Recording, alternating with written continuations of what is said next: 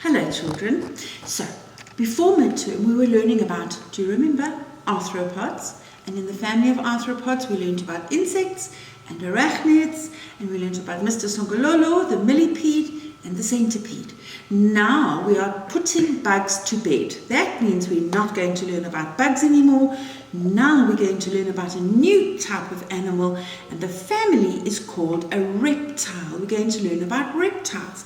So, you have your bug folder with all your beautiful bug pictures in it.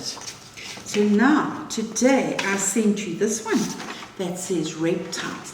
What I think will be a good plan is if you put glue on your reptile picture and you stick it on the back of the folder, so that this will tell anybody who looks at the folder. Did you see how I did glue corner to corner? And I left the lid over there.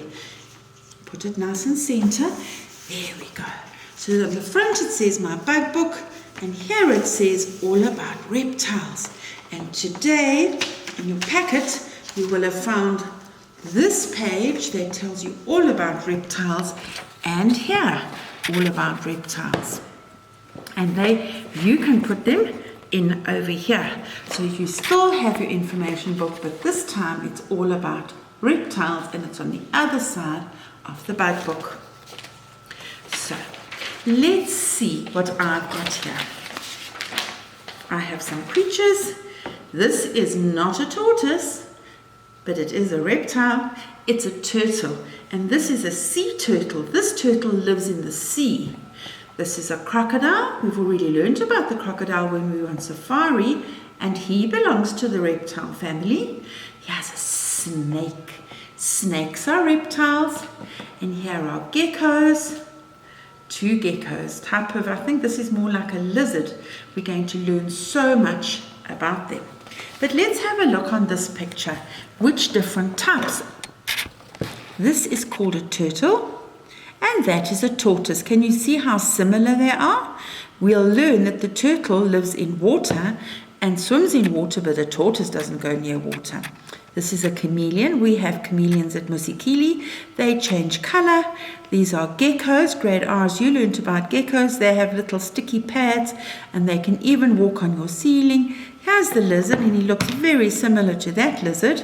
And here's the crocodile, and this guy's called a skink, and this is a snake. So they all belong to the reptile family. Now, we are not going to spend 1 week learning about tortoises and 1 week learning about snakes. I'm making it slightly different this time. We are going to learn information about all the reptiles each time. So today we're going to say, what makes a reptile a reptile? So, all reptiles have scales. They have scales on their body to cover them. You are a mammal. Have a look on your arm, you've got some hair, and on your head you've got hair. That makes you a mammal, and the other factors that make you a mammal. But reptiles all have scales, and their skin is dry. So if I touch a real snake, it's not slimy. My fingers don't get sticky. His scales are dry. If I touch a lizard, he's dry.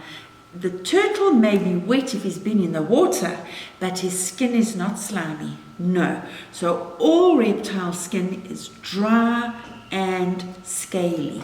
And scaly shows, let me show you what scaly looks like. Scales are like little ovals. And there's another creature that you guys like to catch in the Zambezi. That's right, fish. Some of you like tiger fishing.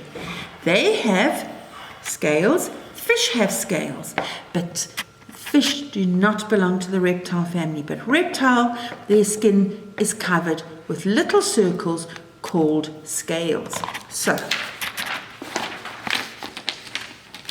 all reptiles have a dry, scaly skin. All reptiles breathe with lungs. Do you have lungs? Put your hands here and let's breathe. Feel it's like balloons in your chest that are blowing up. So, reptiles breathe with lungs. Reptiles have dry, scaly skin. They breathe with lungs. They have a backbone. Inside, they have little bones. They do not have an exoskeleton like the insects and the arachnids. Remember, they had no bones inside. They had a hard outer shell. These creatures do have bones, and you have bones. Feel on your back here. Feel your spine, bumpy, bumpy, bumpy. All of these creatures have spines. So they are called vertebrates. You're a vertebrate. Yes, you're a mammal because you've got hair. You're a vertebrate because you've got bones. Reptiles have bones. They don't have hair. They have scales. And there's one more thing I'm going to teach you. So first of all, let's remember dry scaly skin, bones, breathe with their lungs, and now we call them cold-blooded. So their body temperature changes according to where they are. Now your body temperature doesn't change according to if you're lying in the sun or swimming in the pool. If we take your temperature, like you see the people now, when you go into a shop, you take your temperature will always be round about 36 something. But this family of creatures need to lie in the sun. Their body can't get their blood warm, and their body can't cool their blood down. So that makes them cold-blooded animals. So if the snake wants to be fast and slither, he needs to warm up his blood.